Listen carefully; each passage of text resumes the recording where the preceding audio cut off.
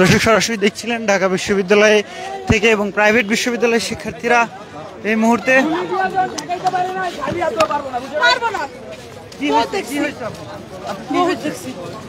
কিছু না ভাই।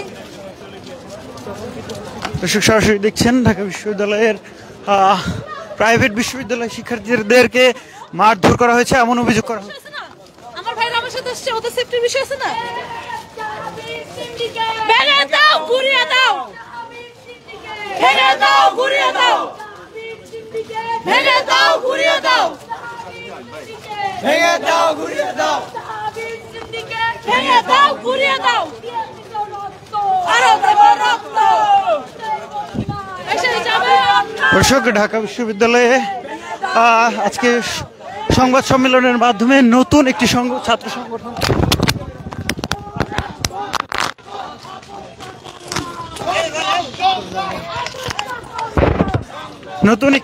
সংগঠন এর ঘোষণার দেওয়ার কথা ছিল, সেটি ঘোষণা হয়েছে। তবে এক ধরনের বাকবিতণ্ডা কথা কাটাকাটির মধ্যেই নতুন ছাত্র সংগঠনটি ঘোষণা দেওয়া হয়। এর মধ্যে প্রাইভেট বিশ্ববিদ্যালয়ের শিক্ষার্থীরা তারা অভিযোগ করছিলেন তাদের কয়েকজন শিক্ষার্থীদেরকে আহত করা হয়েছে এবং তাদের উপরে মারধর করা হয়েছে এমন অভিযোগ করছেন। দেখছেন প্রাইভেটের শিক্ষার্থীরা তারা সামনের দিকে এগিয়ে যাচ্ছেন বেশ কয়েকজন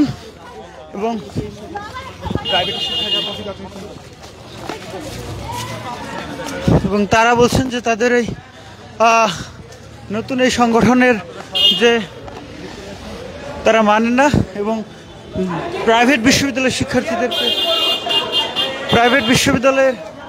শিক্ষার্থীদেরকে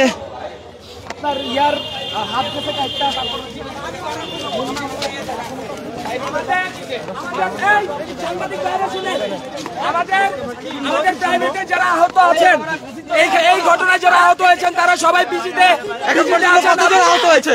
আমাদের অলমোস্ট 10 জন আহত হয়েছে। ডাবিল লাগে আমাদের কোনো নাই, সম্পর্ক নাই। ডাবিল লাগে সম্পর্ক আছে ভাইরা, এক্সিট কর। ডাবিল লাগে কোনো সম্পর্ক নাই। চল এই চল মেগুলার এই মেগুলার সব এদিকে আয়। ওরা এই এই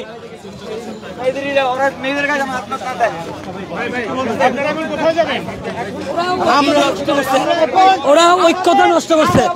জুলাই আগস্ট গণ অভ্যুত্থানে আমরা যেভাবে সারা বাংলাদেশের ছাত্র জনতা একত্র হয়ে ফ্যাসিস্ট হাসিনাকে পতন করছে, সেভাবে চাচ্ছিলাম এই ছাত্রদের একটা যে নতুন সংগঠন আসবে সবার মতামতের এবং সবার ঐক্যতার ভিত্তিতে আসবে।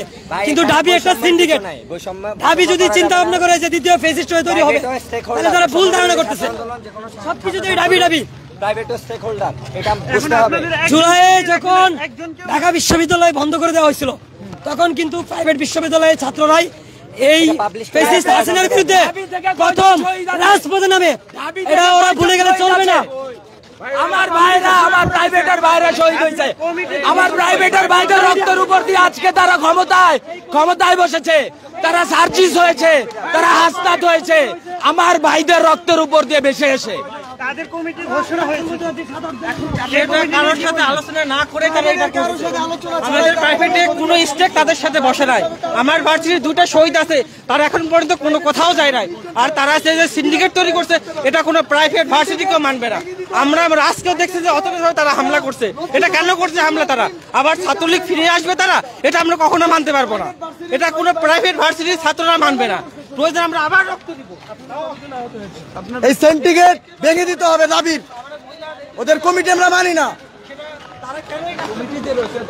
দর্শক সরাসরি দেখছিলেন ঢাকা বিশ্ববিদ্যালয়ের কেন্দ্রীয় লাইব্রেরি থেকে, লাইব্রেরি এলাকায় এই মুহূর্তে প্রাইভেটের শিক্ষার্থীরা আবারও জড়ো হয়েছেন, স্লোগান দিচ্ছেন একসাথে।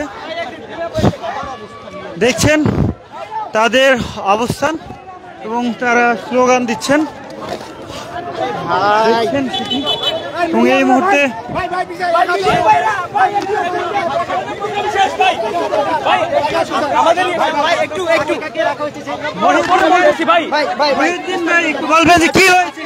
আমরা পরে বলতেছি ভাই, এখন আমাদের যাইতে দেন একটু। ভুল বোঝাবুঝির অবসান কি হলো? প্রোগ্রাম শেষ ভুল বোঝাবুঝির হবে হবে সব হবে, সমস্যা নাই। আপনারা এখন যাইতে দেন, আমাদের প্রোগ্রাম এখন শেষ ভাই। ঠিক আছে, কথা বলবো। আহ্বায়ক হিসেবে আব্দুল কাদের, সদস্য সচিব মহির আলম, তারপর হচ্ছে মুখ্য সংগঠক হচ্ছে হাসিব আল ইসলাম এবং মুখপাত্র রাফিয়া রেনুমা রিদি। এই 8 জন। কিন্তু প্রাইভেট বিশ্ববিদ্যালয় অভিযোগ করছে প্রাইভেট। আচ্ছা, এখানে আমরা আপনাদের প্রশ্নের উত্তরগুলো আমরা পরবর্তীতে দিব। এখানে প্রত্যেকটা জিনিস বিস্তারিতভাবে আপনাদেরকে জানিয়ে দেওয়া হবে। এখন না, আজকে আমাদের আমরা প্রেস সিরিজের মাধ্যমে আপনাদের প্রত্যেকটা প্রশ্নের উত্তর দেওয়া হবে। আমরা প্রাইভেট বিশ্ববিদ্যালয়ের শিক্ষার্থীরা বলছেন তাদেরকে দেখেন কেন এমন আমি বলি, শুনেন এখানে প্রাইভেট বিশ্ববিদ্যালয় না দাঁড়াবে না। প্রাইভেট বিশ্ববিদ্যালয় কোনো ইউনিফাইড বিষয় না। এখানে প্রাইভেট বিশ্ববিদ্যালয়ের মধ্যে অনেকগুলো গ্রুপ আছে। তো এই জায়গা থেকে আমাদের সাথে আমরা আলোচনার ভিত্তিতে কমিটিটা দিয়েছি, এবং যদি এখন যারা সমস্যা করছেন আমরা তাদের সাথেও আলোচনায় বসবো এবং আলোচনার ভিত্তিতে আমরা এটা সমাধান করবো। আপনারা কি আজকে যা ঘটলো এর জন্য প্রস্তুত ছিলেন কিনা? আসলে দেখেন, এটা সম্পূর্ণ অপ্রত্যাশিত। আমরা হচ্ছে এখন আজকের মতো আমরা আর কোনো প্রশ্ন উত্তর দিচ্ছি না। ধন্যবাদ। আপনারা হচ্ছে এখন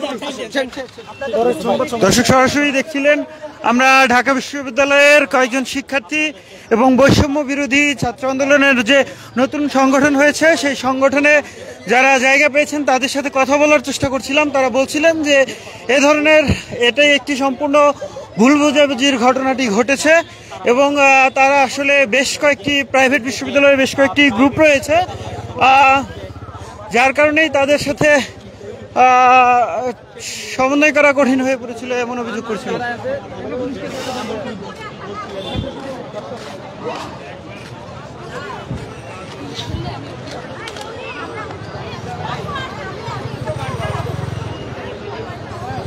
দর্শক সরাসরি দেখছিলেন ঢাকা বিশ্ববিদ্যালয় থেকে। ঢাকা বিশ্ববিদ্যালয়ের লাইব্রেরি এলাকায় রয়েছে, সেন্ট্রাল লাইব্রেরি এলাকায়, এবং যেখানে বৈষম্য বিরোধী এবং নতুন ছাত্র সংগঠনের নেতারাই রয়েছেন। যারা জায়গা পেয়েছেন তারা এই মুহূর্তে দেখছেন যে ছবি তুলছেন। এবং একটু জানিয়ে রাখি যে আজকে নতুন একটি ছাত্র সংগঠন বাংলাদেশ গণতান্ত্রিক ছাত্র সংসদের ঘোষণা এসেছে এবং নতুন একটি কমিটি ঘোষণা করা হয়েছে, এবং সেই কমিটি ঘোষণার পরই প্রাইভেট এবং পাবলিক বিশ্ববিদ্যালয় দুই পক্ষের মধ্যেই হাতাহাতি এবং সেই সাথে ধাক্কাধাক্কির ঘটনা ঘটে এই ঢাকা বিশ্ববিদ্যালয়ের মধুর ক্যান্টিন এলাকায়।